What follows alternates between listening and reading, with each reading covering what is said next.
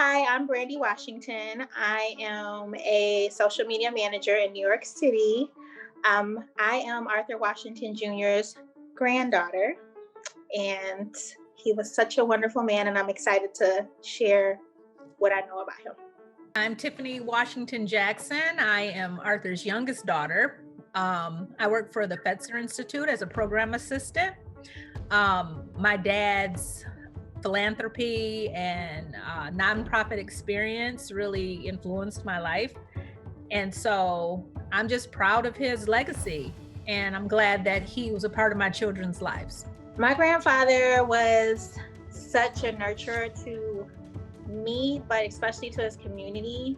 I saw him just do for people who had no blood affiliation, like people he didn't even know. That was a part of his professional career and also a part of who he was in the community. And so just growing up around him, it was just cool to see people everywhere. Hey, Mr. Washington. Hi, Mr. Washington. And he just knew people's parents and knew the kids in the neighborhood. It was like he was hip to be an older person. It was super cool to see.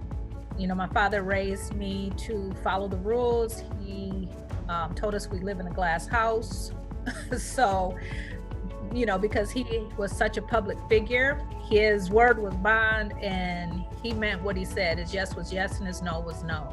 He changed as a grandfather. So Brandi's view of him is different than mine. He was just, as Brandi said, very nurturing, very community minded, family minded. He was the oldest of 11 children and oldest boy of 11 children, let me put it like that. And he very well respected in the city gates and throughout the state of Michigan. His work definitely preceded him. I really didn't see it come out until recently, during the George Floyd murder and things of that nature. Just the uproar with race relations and everything in our country. And I was out there protesting and just trying to become a part of the movement as much as I can, because it really mattered and our community really matters. And I saw that when he, created the Bombardiers Drum and Bugle Corps when I was a kid. He got kids off the street. They were doing something with their lives, basketball at the Douglas Community Center. So just, it's different living in New York because it's not such a small community. So you can only do so much. But my little part that I did do here is because of him. I know it. He was very driven, motivated, and again, community oriented. And he was about equality. And it has rubbed off on me because I'm about equality. I'm about equity. I am about letting my truth be told and standing in my voice and in my power. He was a pillar in the community. He supported these youth like they were his own, their parents. He would, they can come by and get a soda out his fridge, some candy, whatever they needed. He even did mentorship. He was the director of the Department of Social Services. So he even, professionally impacted the community of Kalamazoo. He marched for equality and justice, like my mom mentioned.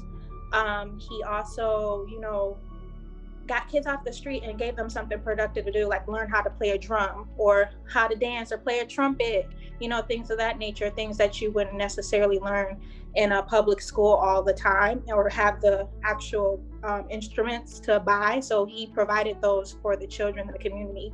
He was doing this before I was even born. Just seeing the old pictures of him, marching down the street of Kalamazoo, or if they had those like band competitions in different cities they traveled to. And it just really makes me happy to know that he left his legacy like that and that people still talk about him and remember him in that way. And just, if I bump into somebody, oh, you're Mr. Washington's granddaughter, he looked out for me when I was growing up. And it just feels really good to hear, just because that was the type of person he was on the streets and in the house as well. His legacy is long lasting in the community. He was a civil rights activist. When he came to Kalamazoo, there was injustice, starting with his housing situation. A white woman didn't want to sell her home after everything was taken care of. And so he and my mother and my sister and brother as young kids were turned away. It didn't turn him away and turn him off, it turned him on.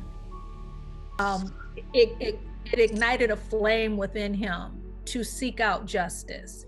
And the community sit-ins with I think it was Rexall drugstore, it was sit-ins by Woolworth. I mean, my dad was a drum major for justice.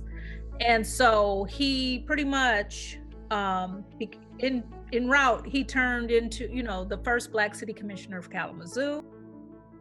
He was the president of the NAACP, Kalamazoo Metropolitan Branch.